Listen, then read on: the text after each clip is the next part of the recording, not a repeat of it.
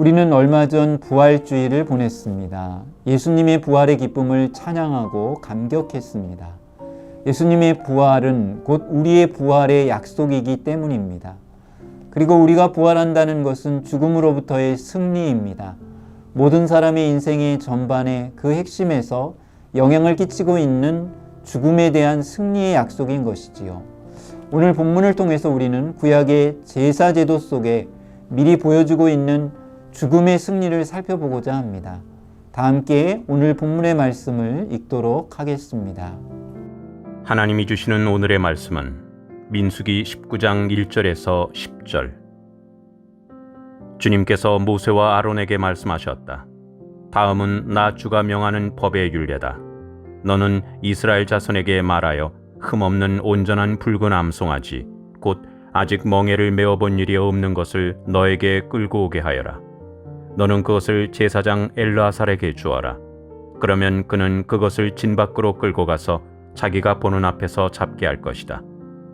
제사장 엘르아살은 그 피를 손가락에 찢고 그 피를 회막 앞쪽으로 7번 뿌려야 한다. 그 암송아지는 제사장이 보는 앞에서 불살라야 하며 그 가죽과 고기와 피와 똥을 불살라야 한다. 제사장은 백향목과 우슬초와 홍색 털실을 가져와서 암송아지를 사르고 있는 그 불 가운데 그것들을 던져야 한다. 그런 다음에 제사장은 자기의 옷을 빨고 물로 몸을 씻어야 한다. 그렇게 한 다음에야 그는 진 안으로 들어올 수 있다. 그 제사장의 부정한 상태는 저녁 때까지 계속될 것이다. 그 암송아지를 불사른 사람도 물로 자기의 옷을 빨고 물로 몸을 씻어야 한다. 그의 부정한 상태는 저녁 때까지 계속될 것이다. 암송아지 죄는 정결한 사람이 거두어서 진 바깥 정결한 곳에 보관하여야 한다. 그것은 이스라엘 자손 회중이 죄를 속하려 할 때 부정을 씻어내는 물에 타서 쓸 것이므로 잘 보관하여야 한다. 암송아지 죄를 거둔 사람도 자기의 옷을 빨아야 한다. 그의 부정한 상태는 저녁 때까지 계속될 것이다. 이것은 이스라엘 자손 및 그들과 함께 사는 외국인들이 언제까지나 지켜야 할 율례이다. 오늘 성경에는 붉은 암송아지를 다 태워서 제를 만들어야 할 것을 말씀합니다. 그리고 이 붉은 암송아지의 제는 버려지는 것이 아니라 유용하게 사용됩니다. 죽음과 접촉해서 부정해진 사람들을 정결하게 하는데 사용되었기 때문입니다. 간단히 말하면 죽음의 해독제인 셈입니다. 죽음을 무력화시키는 약입니다. 죽음을 무력화시키고 치유하는 약이 누구인가요? 예수 그리스도의 부활인 것이죠.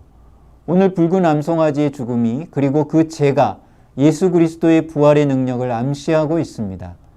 이스라엘 백성들이 삶을 살아가다 보면 종종 죽음과 접촉이 일어났습니다.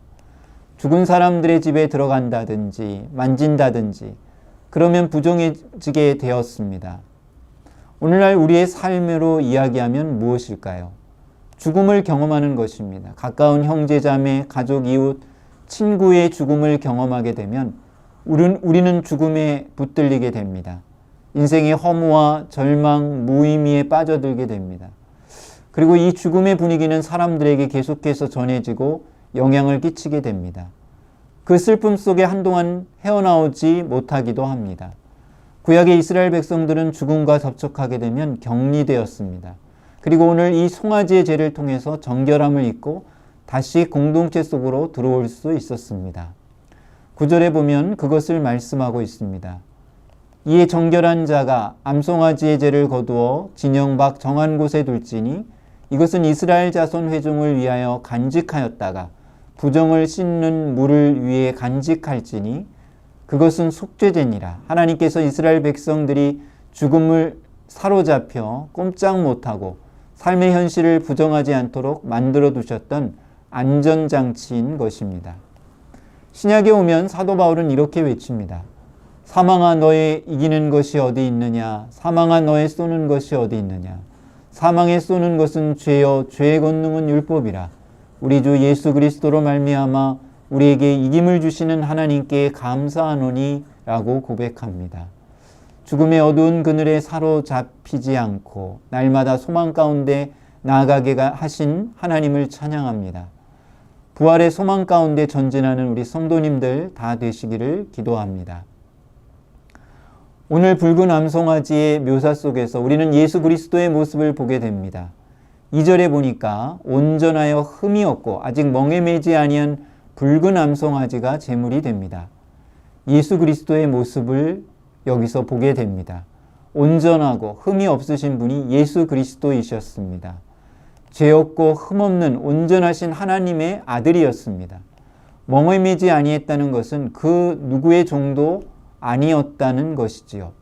모든 사람들이 사탄과 죄와 죽음의 노예였지만 예수 그리스도는 그 누구의 그 무엇의 종도 아니었습니다. 하나님의 아들이셨고 자유로운 분이셨습니다. 3절에 보면 그 암송아지를 진영 밖으로 끌어내어 죽이라고 말합니다. 그리고 진영 밖에서 모든 것을 불사르게 됩니다.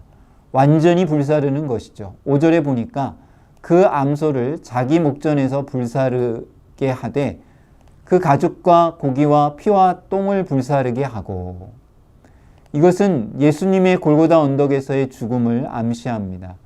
십자가에서 온전히 자신을 불살라 죽으신 예수님의 죽음을 느끼게 하는 것이죠. 예수님께서도 성전에서 죽임을 당하신 것이 아니라 성전 밖 골고다에서 처참하게 죽임을 받게 됩니다. 4절에 보면 그 암송아지의 피를 회막에 7번 뿌립니다. 제사장 엘르아살은 손가락에 그 피를 찍고 그 피를 회막 앞을 향하여 7번 뿌리고 라고 말합니다. 암송아지의 피로 인해 회막으로 나아가는 길이 보여진 것처럼 예수 그리스도의 피를 통해 성소의 휘장이 갈라지고 하나님과의 관계가 회복됩니다. 9절에 보면 이 암송아지의 죄를 통해 부정을 씻게 되고 정결하게 됩니다. 예수 그리스도의 죽음을 통해 회복이 이루어진 것이지요. 구약의 붉은 암송아지를 통해 장차 오실 예수 그리스도의 죽음과 부활을 엿볼 수 있습니다. 이 죽음의 승리의 역사를 매일매일의 삶 속에서 누리고 맛보시기를 축복합니다. 다 함께 기도하시겠습니다. 주님 감사합니다. 죽음에 매여 고통받고 절망할 수밖에 없는 우리들에게 소망을 주심을 감사드립니다. 그러나 여전히 우리 삶의 구석구석에 우리를 유혹하는 그 죽음의 유혹이 있습니다. 그 유혹을 이기게 하시고 물리치게 하옵소서. 부활의 약속을 믿고 소망 가운데 나아가게 하옵소서. 예수 그리스도의 이름으로 기도하옵나이다. 아멘.